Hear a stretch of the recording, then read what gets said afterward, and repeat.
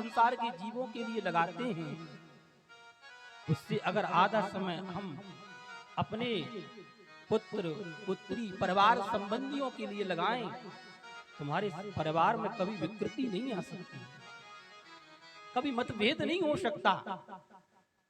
तो प्रिय व्रत के जो ही वंश श्री ऋषभदेव जी ने अपने समस्त पुत्रों को 100 पुत्रों को उपदेश दिया कि बेटा एक बात कहूं, गुरु न सस्यात् स्वजनु न सस्यात् पिता न सस्यात् जननी न सस्यात् दैवं न तस्यात् न पतिः सस्यात् नमोच वेद्या समुपेत मृत्यु।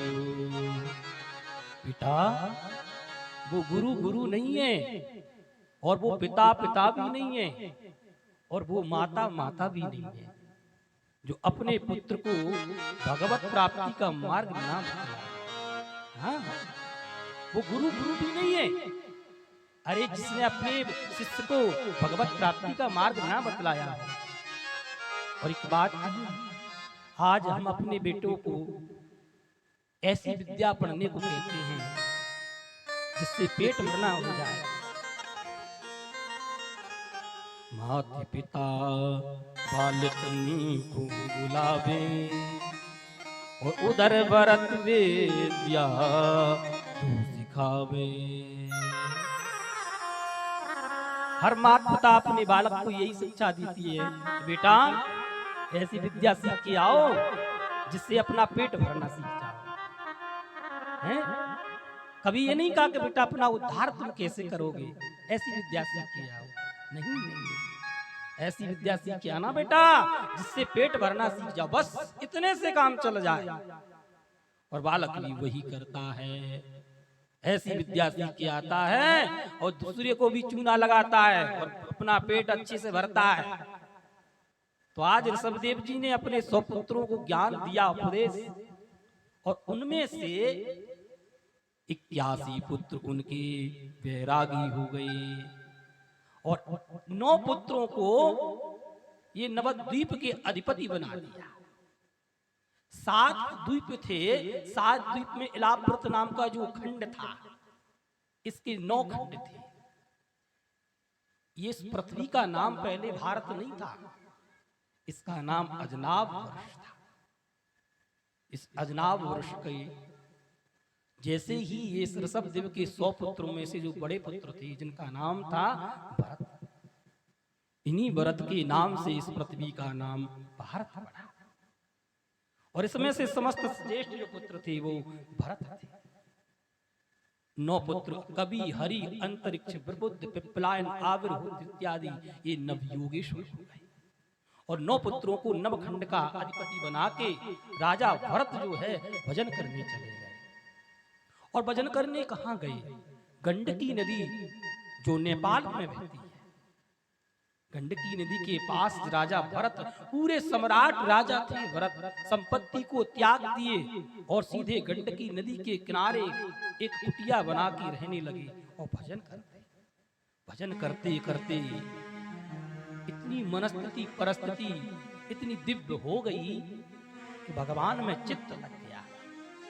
एक दिन की बात, राजा भरत सम्राट राजा थे, सब कुछ त्याग के भजन करते थे। एक दिन वो गंडकी नदी में भगवान सूर्य को अर्घ दे रहे थे। वो अर्घ देते समय क्या देखा कि एक हिरणी उस समय गर्भवती थी, वो पानी पीने के लिए उस नदी में आई। जैसे ही वो पानी पीने लगी और पानी पीते पीते उसी समय शेर ने दहाड़ लगा दी।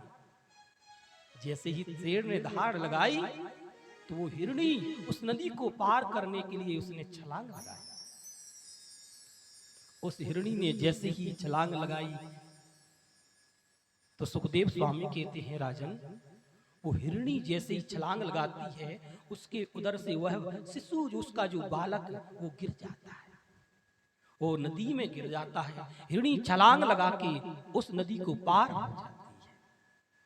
और पार होते होते वो हिरणी थोड़े से आगे निकलकर मर जाती है। और वो हिरणी का बच्चा उस नदी में बहने लगा और बहते बहते राजा भरत जो भगवान सूर्य को अर्घ दे रहे थे उनके हाथों में आ गया। जैसे ही राजा भरत ने उस बालक को देखा, ले हाथ में आए हुए बालक को उठाकर बाहर लाए और बाहर लाके उसके शरीर को पोंछ के वो ठंड से ठिठुर रहा था, उस बालक को अग्नि दिखाई और अग्नि दिखाने के बाद में उस बालक को थोड़ा अग्नि से सेक के उसको सुरक्षित करके उसको बढ़िया विधिवत उसको एक वस्त्र उड़ा दिया और भजन करने लगे। भजन करते करते ये स्थिति बनी।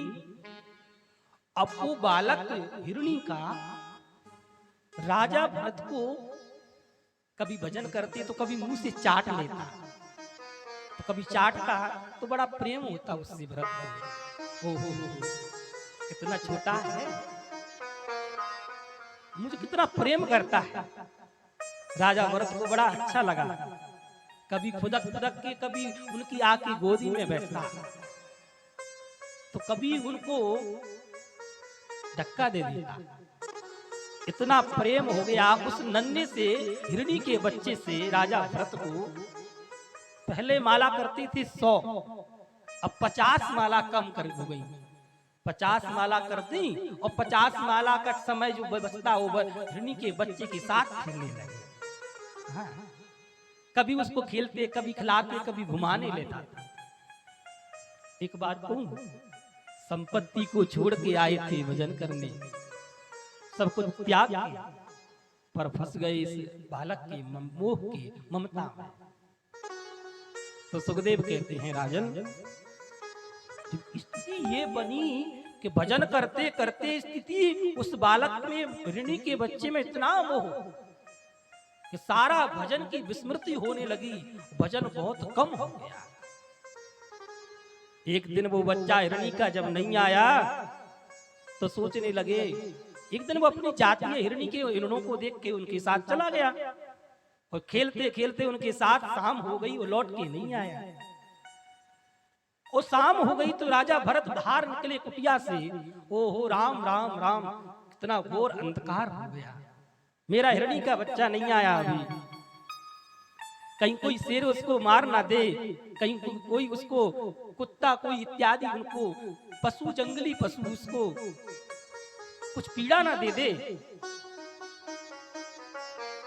कभी चंद्रमा से कहते, अरे चंद्रमा मेरे हिरणी के बच्चे की रक्षा करना।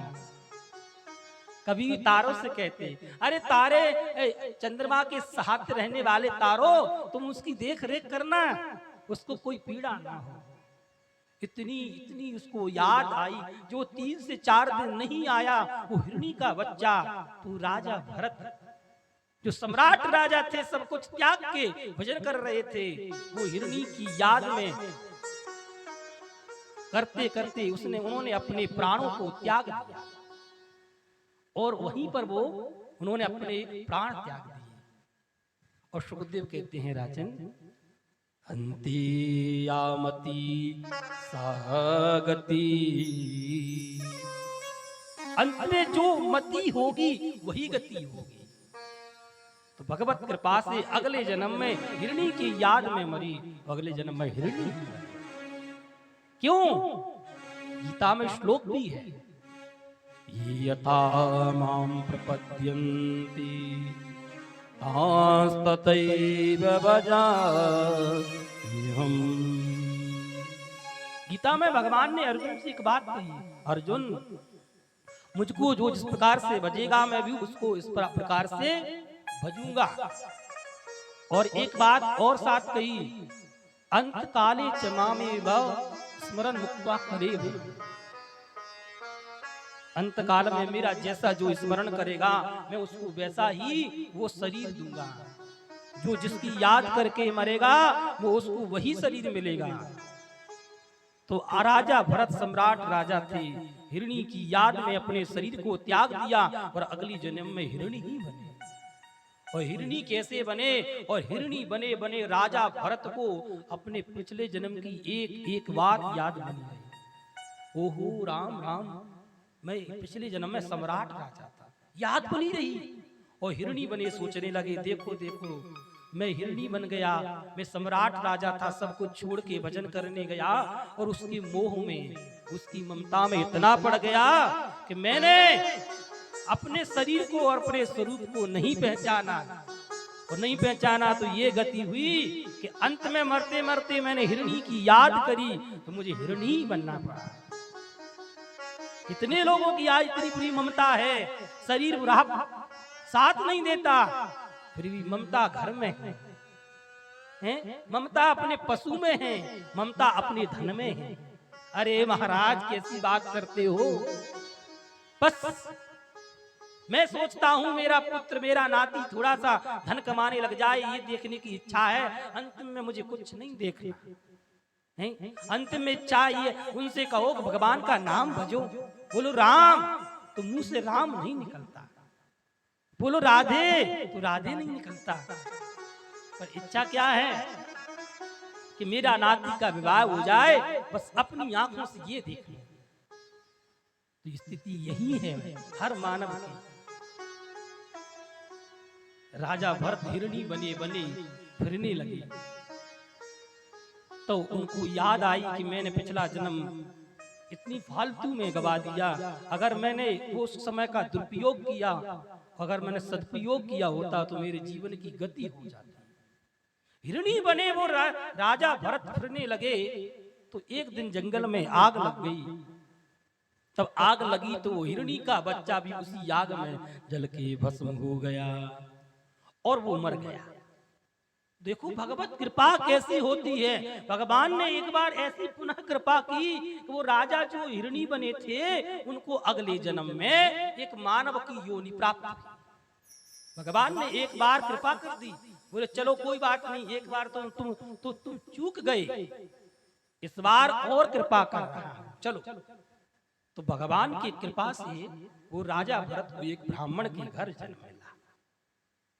अब उस ब्राह्मण के घर भी वो 10वें पुत्र के रूप में थे, उनका नाम वहां पर भी भरत पड़ा।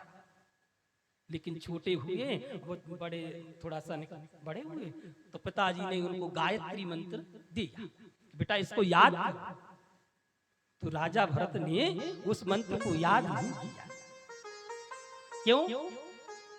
पिताजी थक गए, मंत्र याद नहीं किया। आज मंत्र याद करूंगा तो पिताजी कहेंगे सुनो, कल कहेंगे कि स्वस्ति वाचन तैयार करके लाओ, हैं? परसों कहेंगे किसी की शादी पढ़ाने जाओ, नरसों कहेंगे कोई भागवत करके आओ। अब मुझे भगवत कृपा हुई, कितने उनके आशीर्वाद से एक मानव देह मुझे मिला, इसका अब दुरुपयोग नहीं करना है। तो पिताजी को कई वर्ष बीत गए गायत्री मंत्र याद कराते कराते, पर मंत्र याद नहीं किया। पिताजी ने कहा तू तो मूर्ख है, जड़ है, मैंने तुझको कितनी बार पढ़ाया पर तूने एक मंत्र तैयार नहीं किया। इसलिए उनका नाम जड़ भरत पड़ गया। वो जड़ भरत कहते कहते पिताजी थक गए और अंत में मर भी गए, लेकिन उन्होंने वो गायत्री मंत्र तैयार किया। तो सुखदेव स्वामी कहते हैं राजन, वो जड़ भरत जी थोड़े से बड़े जब हुए तो उनके भैया की जो भाभी थी उन्होंने ताना मारना शुरू किया। उन्होंने कहा देखो जी आप तो बहुत काम करते हो, आपका भैया बिल्कुल देखो कोई काम भी नहीं करता, काम का ना काज का 2.5 पसेर अनाज का, आपका भैया कोई काम नहीं करता, उससे भी कुछ काम की कहो ना। तब उसकी कोई काम की नहीं कहते। एक दिन भाइयों ने अपने भैया को जड़ भरत को कहा कि देखो भैया बुलाओ, खेत पे जाओ। क्या करेंगे? बोले खेत पे जाना और चिड़ियों को भगाना। चिड़िया जो है अनाज खा जाती है और उन चिड़ियों को खेत पे जाके भगाना। अब राजा कहते हैं जो राजा भरत जो जड़ भरत जी बने थे वो खेत पर जब गए तो जड़ भरत जी ने क्या देखा कि खेत पे अनाज है और खेत पे बहुत सी चिड़िया भी हैं। एक दिन सोचा मन में, अरे राम राम राम राम, ये शरीर किसका है? बोले राम जी ने दिया है। और ये चिड़िया किसकी हैं? तो बोले ये भी राम जी की है। बोले अनाज किसका है? बोले राम जी का भी अनाज है। तो भरत के मुख से निकल गया क्या कि राम जी की चिड़िया राम जी के खेत, खाओ रे चिड़िया बर बर पे। राम जी की चिड़िया राम जी के खेत, खाओ रे चिड़िया बर बर पे। जी की चिड़िया राम जी के खेत, खा लो मोरी चिड़िया भर भर पे। राम जी की चिड़िया राम जी के खेत, और चिड़िया बर बर पे। राम जी की चिड़िया राम जी के खेत, खा लो मोरी चिड़िया भर भर पे। खा लो मोरी चिड़िया भर भर पे। खा लो मोरी चिड़िया भर भर पे।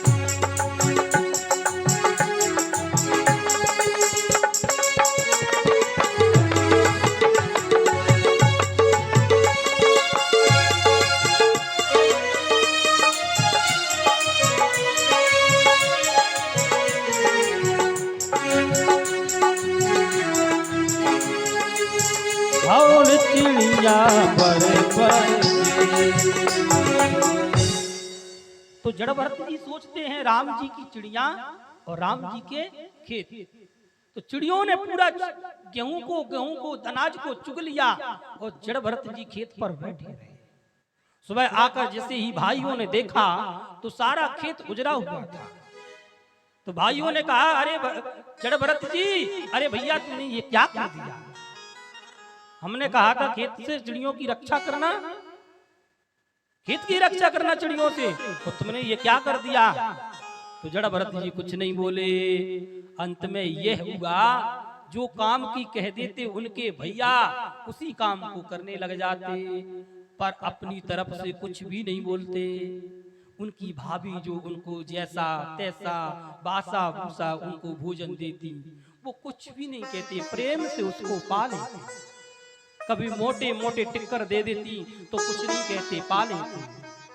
पर उनकी भाभी रोज ताना मारती हैं, इतना खाता है, हट्टा कट्टा मोटा हो गया, पर काम नहीं करता। बहुत कहा। एक दिन की बात, कुछ कोल भीलों ने माता काली को मन्नत मांगी थी कि हमको कोई पुत्र हो जाए तो हम नर बलि देंगे, आपको नर बलि देंगे। तो उन कोल भीलों की मन्नत पूरी हो गई। तो नर बलि के लिए तैयारी शुरू हुई।